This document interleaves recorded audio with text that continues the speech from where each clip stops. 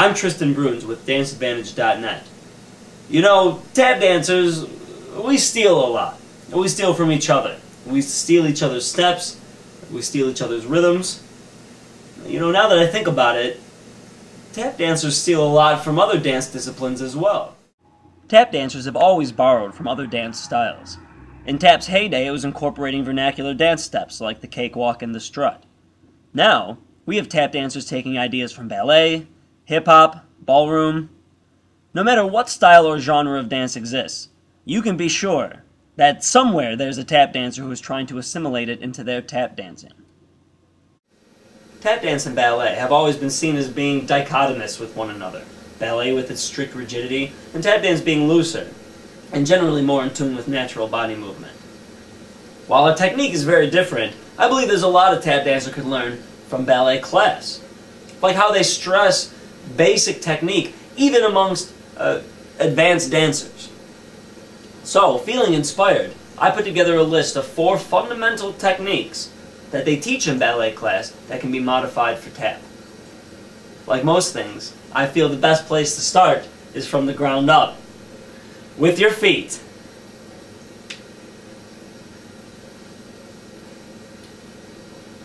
Let's get started. The optimum position for a tap dancer's feet is in parallel. There are 3 possible planes of movement for the human body. The sagittal plane, which deals with movement front to back, the frontal or lateral plane, which deals with movement side to side, and the transverse plane, which deals with movements that rotate. Out of the 3, the most stable is the sagittal plane. By keeping your feet in parallel, you can take full advantage of the stability of the sagittal plane. As you can see on the left, I'm much more stable in parallel than I am in turnout on the right.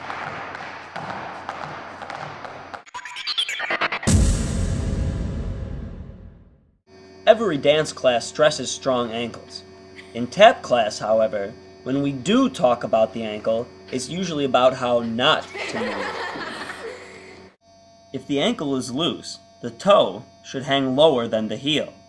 If there is any tension in the ankle, either by flexion or extension, the dancer will find certain steps more difficult.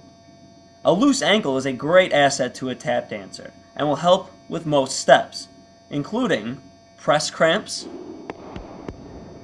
nerve taps, and getting in that first sound in a wing.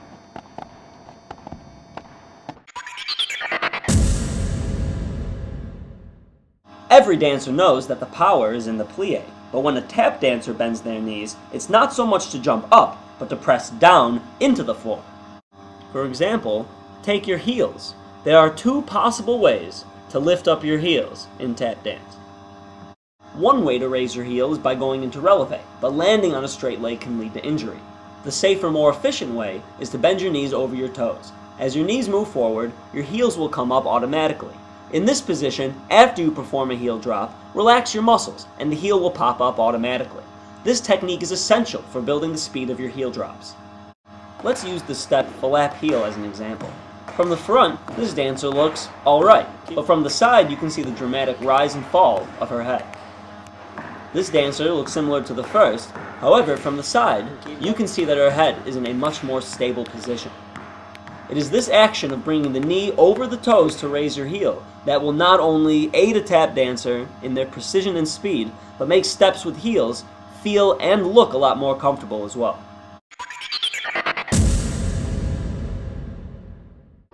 No matter the form of dance, all the steps have the same thing in common, and that thing is balance. For a dancer, balance is made more achievable by adjusting to the correct posture. However, the stance of a tap dancer differs slightly from the stand-up straight posture of a ballet dancer. Here I am adjusting my posture for tap dance. Move your shoulders forward and your hips back. This will effectively lower your center of gravity. Be mindful to adhere to the universal laws of posture by keeping your back straight and shoulders down. Help to take pressure off your ankles by moving your knees above your toes and your head over your toes. A good way to check: look down. Is your nose over your toes. Here is an example of poor posture.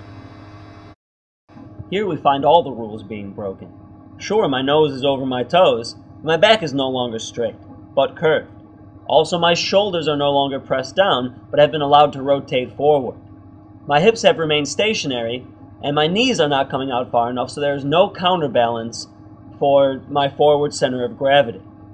Tap dance posture can be difficult for the beginner, but when viewed side by side, the difference is obvious.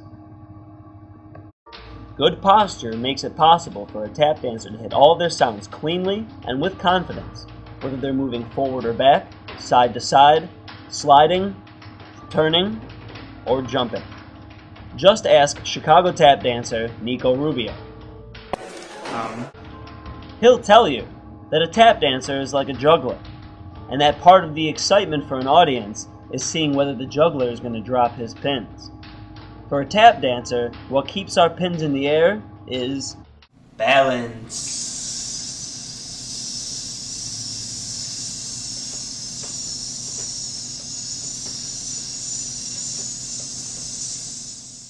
A good way to correct your posture is to do a pole check. By standing perfectly straight, a pole will line up with your head, neck, spine, and legs, which is an appropriate stance for ballet class. Using a pole check, we can also check our tap dance posture as well. Here's an example of good tap dance posture. Head up, flat back, shoulders down, knees over the toes. Correct tap dance posture finds the pole lining up with the 7th vertebrae of the cervical section of the spine, or that knobby thing that sticks out just under the back of your neck, and the sternum, where your chest sinks in between your pectoral muscles. Keeping a flat back and shoulders down, move your hips back and your shoulders forward until you feel you've met this alignment. Another good test is the chair check. When rising from a seated position, right before you become fully upright is when your muscles kick in to stabilize your body so that you don't fall forward.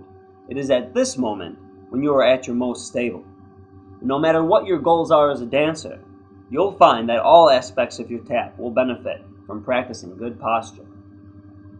Okay, my 2 cents.